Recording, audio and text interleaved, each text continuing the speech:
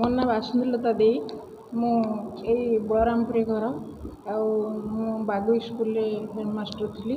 ଏଇଠି ମୁଁ class 8ରୁ class 11 ଯାକେ ପଢ଼ୁଥିଲି। ଆଉ ଏଇ କ୍ଲାସ୍ଟା ବି ମୋର ଆଜି ମନେ ପଡ଼ୁଛି 11Aଟା ସେପଟଟା ଥିଲା, 11Bଟା ଏଇଠି ଥିଲା। କିନ୍ତୁ ସେତେବେଳେ ଯାହା ଆମର ପ୍ରେମାବାଇ କହିଲେ ଯେ ଶିକ୍ଷକ ଆଉ ଛାତ୍ର ଭିତରେ ଥିଲା ସ୍ନେହ ଶ୍ରଦ୍ଧାର ଗୋଟେ ଡୋର। କାହିଁକି ମୁଁ କହୁଛି, ଏଇ ସ୍କୁଲର ଯେ ହେଡ଼ମାଷ୍ଟର ସେ ଥିଲେ ମୋ ବାପାଙ୍କର ହେଡ଼ମାଷ୍ଟର। ସେ ମୋ ନାଁ ଜାଣିନଥିବେ, ମୋତେ କହିବେ ତୁ ବୈଦ୍ୟନାଥ ଝିଅ, ସବୁବେଳେ କହିବେ ଏଇ ବୈଦ୍ୟନାଥ ଝିଅ, ଏଇଭଳି କହିବେ। ଆଉ ସେଥିରେ କେତେ ଆତ୍ମୀୟତା ଥିଲା, ସ୍ନେହ ଥିଲା, ଶ୍ରଦ୍ଧା ଥିଲା।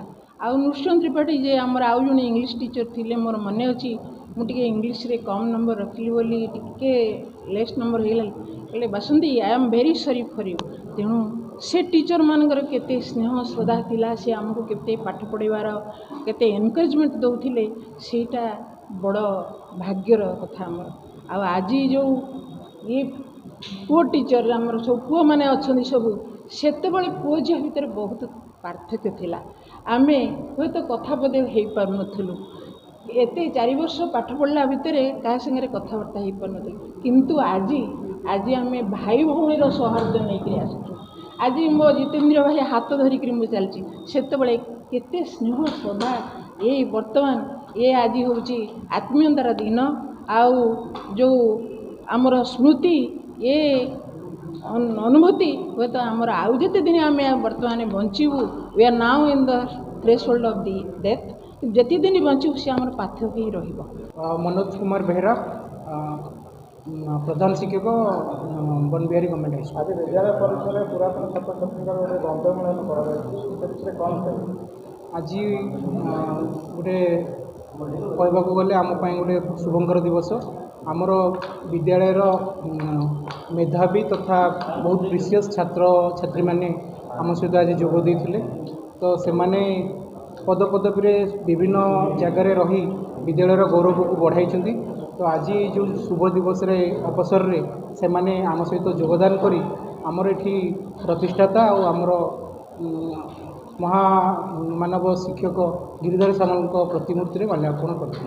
प्रभाकर मल्लिक, घर बलरामपुर, 1968 मैट्रिकुलेसन बैचर छात्र।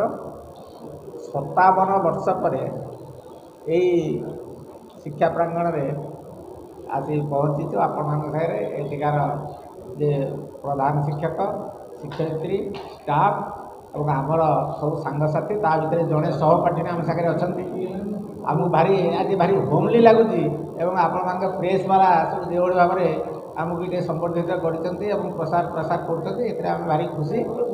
आम आशा करूँ आम समय जो शिक्षक मैंने अच्छा जीवित अच्छा आम समस्त को बुलिकी घरे घरे आज सम्मानित करके पुष्पगुच्छ देकर आसीचु। एवं एटी अनुष्ठान जो प्रतिष्ठाता स्वर्गत बनबिहारी कापुर जी जमीदार प्रतिमूर्ति में आमर अति बिलव्ड शिक्षक जे साइंस टीचर गिरधारी सामल स्टाच्यू एवं फणीभूषण बानार्जी स्टाच्यू में पुष्पमाल्य दे ये आसिकी आम पहुँची।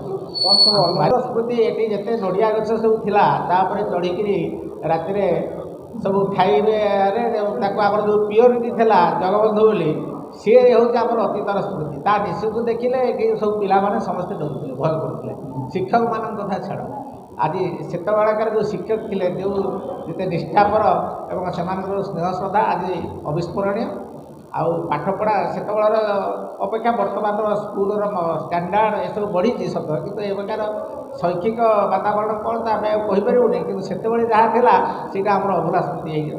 मो ना डाक्टर श्रीधर बेहरा 1968 मसीहा मैट्रिक पास कली। कॉलेज जीवन कॉलेज पर डाक्तरी शिक्षा पर रिटायरमेंट 2011 मसीहा। तापर आम फेरी आसु से 1968 मसीहा तू देखुचु पुराणा सांग पुराणा स्कूल पुराणा घर एते आमको खुशी लगुच आनंद लगुच तार कहीहबनी से कथा एत खुशी लगुच। पिलादिन स्मृति हूँ जो हस्टेल आमर थिला ब्लॉक ए रोली से कौन है दिने कहले जे ସମସ୍ତେ ଆମେ ସବୁ ଥାଉ ପିଲାମାନେ ମାଛ ସମସ୍ତଙ୍କୁ ବାଛିବାକୁ ପଡ଼ିବ। ସେଠୁ ମୋତେ ଦିନେ କହିଲେ ତୁମର ପାଳି ଆଜି ମାଛ ବାଛ। ମୁଁ କହିଲି ମୁଁ ମାଛ ଖାଇବିନି ନା ମୁଁ ଆଉ ବାଛିବି ନାହିଁ। ସେଇ ଦିନଠାରୁ ମୁଁ ଏପର୍ଯ୍ୟନ୍ତ ମାଛ ମାଂସକୁ ଖାଉ ନାହିଁ।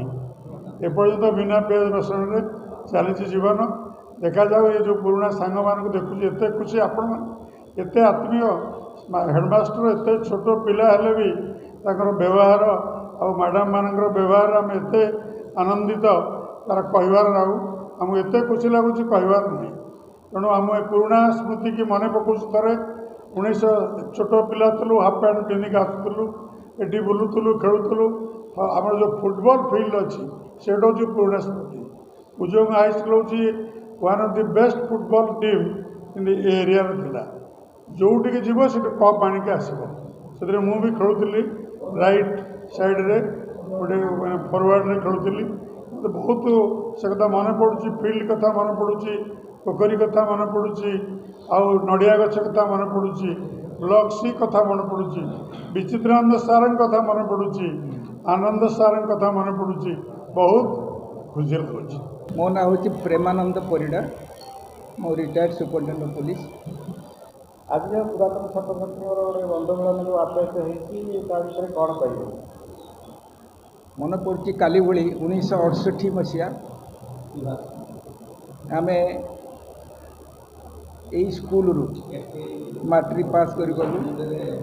ଦୀର୍ଘ 1964 1968 ଯେଉଁ 4 ବର୍ଷ ସମୟ ଯେଉଁ ଏ ସମୟ ଏ ହସ ଖୁସି ବା ପାଠପଢ଼ାର ଯେଉଁ ଏ ପରିବେଶ ଭିତରେ ଆମେ ସବୁ ବଢ଼ିଥିଲୁ। ମନରେ ବହୁତ ଦିନ ଗୋଟେ ଆଶା ଥିଲା ଆମେ ଯେତେ ଜଣ ପାରିବା ଯେଉଁମାନେ ପାଖାପାଖି ଅଛନ୍ତି ସମସ୍ତେ ଆସିକି ସ୍କୁଲକୁ ପୁରୁଣା ସ୍କୁଲକୁ ଯିବା, ପୁରୁଣା ସ୍ମୃତିକେ ସାଉଁଟିବା। ଆଉ ବର୍ତ୍ତମାନ ଯେଉଁ ସେଠି ଅଛନ୍ତି ଶିକ୍ଷକ ଶିକ୍ଷୟିତ୍ରୀ ଅଛନ୍ତି ତାଙ୍କ ସହିତ ମିଶିବା। ଆଉ ବହୁତ ଶିକ୍ଷକ ଯିଏ ଆମର ସେତେବେଳେ ପାଠ ପଢ଼ିଥିଲେ ପ୍ରାୟ ସେମାନେ ଏଇ କୁଜଙ୍ଗ ପାଖାପାଖି ବିଭିନ୍ନ ଗାଁରେ ଆଉ ଟାଉନରେ ରହୁଛନ୍ତି।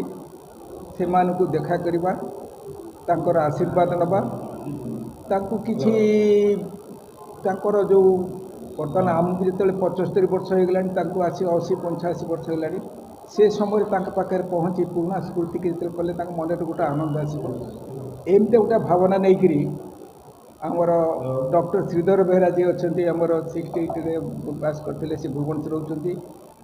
ସେ ପ୍ରାୟ ଭୁବନେଶ୍ୱର ଆଉ କଟକରେ ଆଉ ଏ ପାଖାପାଖି ଯେଉଁ ଆମର ବ୍ୟାଚର ପିଲା ଥିଲେ ତାଙ୍କ ସହିତ ସମ୍ପର୍କ ରକ୍ଷା କଲେ। ସମ୍ପର୍କ କରିକି ଏଇ ନିକଟରେ ଥିବା ଯେଉଁ ଆମର ପୁରୁଣା ଗୁରୁଜୀ ଅଛନ୍ତି କେଉଁମାନଙ୍କର ଅବସ୍ଥା କେମିତି ତାଙ୍କୁ ଭେଟିବା ପାଇଁ ଗୋଟେ ଯୋଜନା କରି ଆମେ ଆଜି ସକାଳୁ ସବୁ ଭୁବନେଶ୍ୱରରୁ ବାହାରିକି ଆସିଲୁ। ଆସିବା ବେଳେ ପ୍ରଥମେ ନିଶ୍ଚିତ କୋଇଲିରେ ଆମର ମଥୁରାନନ୍ଦ ସାର୍ ବୋଲି ଜଣେ ଥିଲେ, ସେ ଆମକୁ ମ୍ୟାଥମେଟିକ୍ସ ସାଇନ୍ସ ପଢ଼ୁଥିଲେ। ତାଙ୍କ ଘରକୁ ଗଲୁ। ବହୁତ ଖୁସି ଲାଗିଲା।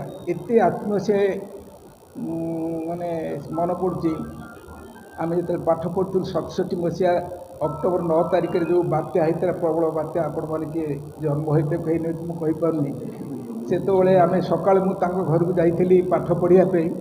ସେ ଥାନ୍ତି 2 ଜଣ ନୂଆ ବାହା ହେଇକି ଆସିଥାନ୍ତି, ହଜବ୍ୟାଣ୍ଡ ୱାଇଫ୍ ଥାନ୍ତି, ପାଖାପାଖି ଥାନ୍ତି ଗୋଟେ ଜାଗାରେ। ବର୍ଷା ହେଲା, ଘରର ଚାଳ ଛପର ଉଡ଼ିଗଲା। ଆମେ ସେ ବାତ୍ୟାରେ ଏତେ ଜୋରରେ ବାତ୍ୟା ପ୍ରକୋପ ଥିଲା, ଆମେ ଆସିଲା ବେଳକୁ ଏଇ ଯେଉଁ ପୋଖରୀ ଅଛି ପୋଖରୀ ପାଖରେ ବେକେ ବେକେ ପାଣି ହେଲାଣି। ଏ ପାଣିରେ ପହଞ୍ଚି ଆସି ସ୍କୁଲରେ ପହଞ୍ଚିଲା ବେଳକୁ ସ୍କୁଲରେ ଏ ପାଖାପାଖି ଯେତେ ବସ୍ତିର ଲୋକ ଥିଲେ ସବୁ ଆସିକି ଭର୍ତ୍ତି ହେଇଯାଇଛନ୍ତି, ଜାଗା କେଉଁଠି ନାହିଁ। ଆମେ ସେ ରାତିଟା ସେଟ୍ କରିଥିଲୁ। ସେ ସ୍ମୃତି ମନେ ପଡ଼ିଲା। ମୁଁ ଯେତେବେଳେ ମଥୁରୀ ସାର୍ କହିଲି, ସେ ତାଙ୍କର ଟିକେ ମେଣ୍ଟାଲ ଡିଷ୍ଟର୍ବାନ୍ସ ଥିଲେ, ସେ ମନେ ପକାଇ ପାରିଲେନି ଏକ୍ଜାକ୍ଟଲି, କିନ୍ତୁ ତାଙ୍କ ମ୍ୟାଡ଼ାମ୍ ବହୁତ ଖୁସି ହେଲେ, କହିଲେ ହଁ ମୋର ମନେ ପଡ଼ୁଛି ସେ ଦିନର କଥା। ମଥୁରୀ ସାର୍ଙ୍କୁ ସେଠି ଦେଖା କରିକି ଆସିଲା ପରେ ବାଟରେ ଆମେ ଗଲୁ ଆମର ଉପେନ୍ଦ୍ର ସାର୍ ଜଣେ ପଣ୍ଡିତ ଥିଲେ, ତାଙ୍କୁ ଗଲୁ ଦେଖା କଲୁ। ସାର୍ ସେତେବେଳର ବିଦ୍ୟାଳୟ ଏବେ ଯେଉଁ ବିଦ୍ୟାଳୟକୁ ଦେଖୁଛନ୍ତି ତା ଭିତରେ ସେତେବେଳର ପାଠପଢ଼ା ଏବେକା ପାଠପଢ଼ା ଭିତରେ କ'ଣ ତ ଫରକ? ବହୁତ ମାନେ ଉନ୍ନତ ଧରଣ ହେଇଛି କହିବାକୁ ଗଲେ। ଆମେ ସେତେବେଳେ ଯେଉଁ ପାଠ ପଢ଼ୁଥିଲୁ ସେତେଟା ଏତେଟା ବର୍ତ୍ତମାନ ଯେଉଁ ଫ୍ୟାସିଲିଟି ଅଛି ସ୍କୁଲରେ ସବୁ ସେତେଟା ଆମର ନଥିଲା। ଆମେ ଆସୁଥିଲୁ ସ୍କୁଲକୁ ଆସୁଥିଲୁ ବ୍ୟାଗ୍ ଧରିକି, କେଉଁଠି ଗାଁରୁ ଦୌଡ଼ିକି ଆସୁଥିଲୁ କି ଆମେ ହଷ୍ଟେଲରେ ବହୁତ ପିଲା ଥିଲେ। ଆମେ ପାଠ ପଢ଼ୁଥିଲୁ, ଯାଉଥିଲୁ ଘରକୁ ଯାଉଥିଲୁ, କେତେବେଳେ ଫୁଟବଲଟା ଖେଳୁଥିଲୁ କି କ'ଣ ଖେଳୁଥିଲୁ। କିନ୍ତୁ ବର୍ତ୍ତମାନ ତ ସ୍କୁଲରେ ବହୁତ ରକମ ଆକ୍ଟିଭିଟିଜ୍ ଅଛି, ମାନେ ସାଇଣ୍ଟିଫିକ୍ ଇନଷ୍ଟ୍ରୁମେଣ୍ଟ ଅଛି। ଆମ ବେଳେ ସେତେବେଳେ ଲାବୋରେଟୋରୀ କ'ଣ ଥିଲା ନା ଖାଲି ସ୍କୁଲରେ ଆମେ ପାଠ ପଢ଼ିଯାଉ, କିନ୍ତୁ ସେତେବେଳେ ଯେଉଁ ଶିକ୍ଷକମାନେ ଥିଲେ ସେମାନେ ପିଲାମାନଙ୍କର ଯେତେ ତତ୍ତ୍ୱ ନେଉଥିଲେ ନିଜର ପିଲା ଭାବି ସ୍କୁଲରେ ପାଠ ପଢ଼େ ସବୁ ତାଙ୍କ ପାଖକୁ ଯେତେବେଳେ ଯିଏ ଯାଉଥିଲା ସେ ତାକୁ ପାଠ ବୁଝେଇ ଦେଉଥିଲେ, ନହେଲେ ଡାକିଥିଲେ ଆରେ ତୁ ଆସିବୁ ମୋ ପାଖରେ ଆସିକି ଟିକେ ପାଠ ବୁଝିକି ଯିବୁ। ବିନା ପଇସାରେ ସେମାନେ ଟିଉସନ୍, ଆଜିକାଲି ସିନା କମର୍ସିଆଲ୍ ହେଇଗଲାଣି, କିନ୍ତୁ ସେ ଗିରିଧାରୀ ସାର୍ ଯେଉଁଟା ଆମେ ଦେଖିଛେ ଆପଣ ଷ୍ଟାଚ୍ୟୁ ଦେଖିଥିବେ, ସେ ଡାକିକି ନେଇ ଘରେ ନେଇ ଟିଉସନ୍ କରନ୍ତି, ପାଠ ପଢ଼ାନ୍ତି। ଏତେ ଖୁସି ପିଲାଙ୍କ ପ୍ରତି। ସେ ଉପେନ୍ଦ୍ର ସାର୍ ଦେଖିକି ଆସିଲା ପରେ ମୋତେ ଆହୁରି ଖୁସି ଲାଗିଲା, ଆମର ଆହୁରି ଅଛି। ଆମେ ସ୍କୁଲରେ ପହଞ୍ଚିଲା ପରେ ପ୍ରକୃତରେ ଏତେ ଖୁସି ଲାଗୁଛି ଦେଖିକି ଏନଭାରନମେଣ୍ଟ ପୁରୁଣା କଥା ସବୁ ମନେ ପଡ଼ିଯାଉଛି। ତାପରେ କହିବା କଥା ନୁହେଁ, ଆମେ ବର୍ତ୍ତମାନ ଷ୍ଟାଫ୍ ଅଛି, ହେଡ଼ମାଷ୍ଟର ଯେଉଁ ମାନସ ବେହେରା ସେ ଦେଖାଗଲୁ, ଏତେ ଆତ୍ମୀୟ ତାଙ୍କର, ସେ ଆମ ପ୍ରତି ଏତେ ଯେଉଁ ସମ୍ମାନ ଦେଖେଇଛି, ସେଥିପାଇଁ ଆମେ ତ ପ୍ରକୃତ ତାଙ୍କ ପାଖରେ ଋଣୀ। କଥା ପ୍ରସଙ୍ଗରେ ମୁଁ ଯେତେବେଳେ ଜାଣିଲି ସେ ହେଉଛି ଜଣେ ପୋଲିସ ଅଫିସରଙ୍କର ପୁଅ, ମୋର ଗୋଟେ ଫ୍ରାଟର୍ନିଟି ମାନେ ଯେମିତି ଗୋଟେ ଆସିଲା, ମୁଁ ପୋଲିସ ଅଫିସର ହେଇ ରିଟାୟାର୍ଡ଼ କରିଛି SP ପୋଲିସରେ, ତାଙ୍କର ଗୋଟେ ଆଉ ତାଙ୍କ ପ୍ରତି ଗୋଟେ ଶ୍ରଦ୍ଧା, ଗୋଟେ ଭାବ ବ୍ୟବହାର ଆମେ ବହୁତ ଖୁସି। 68 ମସିହା ପରେ ବିଭିନ୍ନ ସ୍ଥାନରୁ ଆମର ଯେଉଁ ଭାଇ ଭଉଣୀମାନେ ଆସିଛନ୍ତି କିଛି ପୁରୁଣା ବନ୍ଧୁକୁ ଆପଣ ଆମ ସାଙ୍ଗରେ, ଅବଶ୍ୟ ଯେତେବେଳେ ଆମେ ପିଲା ଥିଲୁ ତା ଦେହରୁ 5-7 ଜଣ ଖଣ୍ଡେ ବର୍ତ୍ତମାନ ଆଉ ନାହାନ୍ତି, ସେମାନେ ଇହ ଧାମ ତ୍ୟାଗ କଲେଣି। ଆଉ ଯେଉଁମାନେ ଅଛନ୍ତି ପ୍ରାୟ ଆପଣ ଦେଖୁଥିବେ ଅଧିକାଂଶ ଯଦି ଆମେ ବସିଛୁ ନା କାହାର କୌଣସି ନା କୌଣସି ଶାରୀରିକ ଅସୁସ୍ଥତା ଅଛି, ତା ସତ୍ତ୍ୱେ ସମସ୍ତେ ଆମେ ଯେଉଁ ଗୋଟି ଡକାଡକି ଆସି ଏଠି ପହଞ୍ଚିଲୁ, ଗୋଟେ ବନ୍ଧୁ ମିଳନ ହେଲା, ଏ ଗୋଟେ ଅପୂର୍ବ ସୁଯୋଗ ବହୁତ ଦିନ ପରେ। ତେଣୁକରି ଇଏ ବି ଆଉ ଗୋଟେ ସ୍ମୃତି ହେଇ ରହିଯିବ ଆମ ପାଇଁ।